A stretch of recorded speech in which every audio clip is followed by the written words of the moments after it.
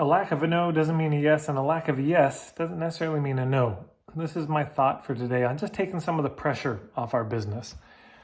If you meet with somebody about working with you and they don't say yes to working with you, that doesn't mean no. That may just mean not right now.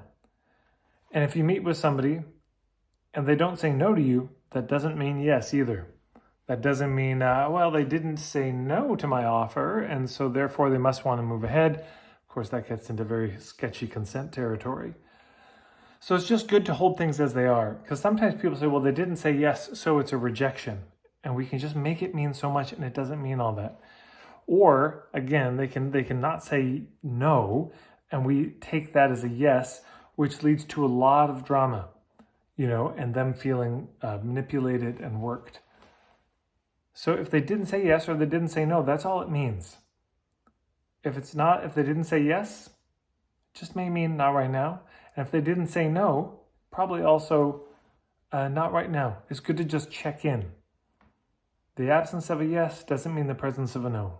And the absence of a no doesn't mean the presence of a yes. We got to have some really clear communication with people. Just, hey, look, no pressure at all, no hard feelings. Just, I'm curious, at this point, is this something you'd like to do? No worries either way. And we can get to some clarity about it. Or we can just, okay, I didn't get a response either way. I can just drop it, leave it, circle back to them down the road, stay in touch with them, and maybe it'll be clearer. Yeah. Of course, it's good on our end to get clear, but sometimes people don't have the clarity to give. It's just a maybe. It's a I don't know. It's a not right now. That's okay. Plenty of fish in the sea. It's so much better to spend our time with people who are already a yes. This is just maybe a little recap for folks who haven't been through the ethical marketing starter kit in a while. In business, there are people who are yes, people who are maybe, people who are no. The people who are yes, enjoy it. Make it easy for them to sign up. It's great. People who are a no, we just bless and release. Let them go. Stop trying to convince them to buy.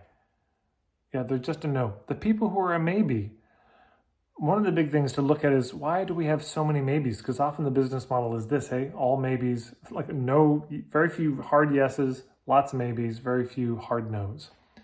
Why isn't it this? Yeah, lots of yeses, lots of no's, almost no maybes. So if you're getting a lot of maybes, or it's not yes, but it's not no, that's the other thing to look at. Why?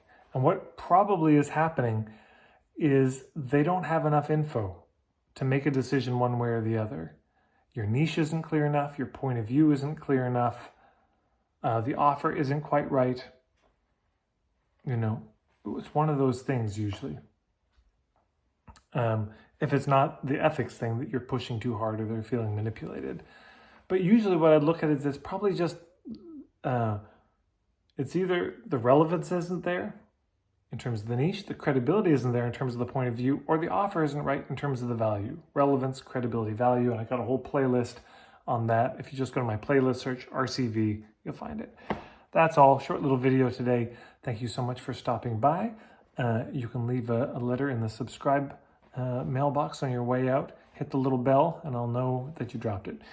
And marketingforhippies.com is my website. Feel free to drop by.